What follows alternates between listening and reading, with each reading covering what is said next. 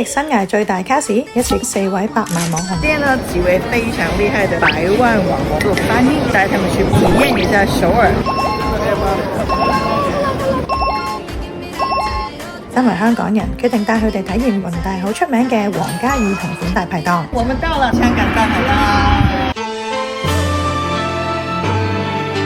準備了一大桌香港風味的菜 ，Jackson 同款的安球牛河，他最愛的。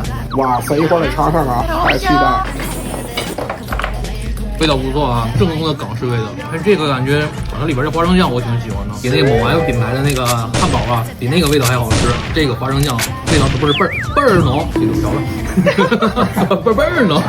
像我的話就特別喜歡這個點心嘛，因為我們平時吃很多點心可能會很多預製菜，不是那種純手工的，但它這個就可以吃得出來。每道菜的做法跟國內的一些港式茶餐廳的話還不太一樣，它有自己獨特的做法，然後和口感的話都是非常厲害的。都沒有嘗試。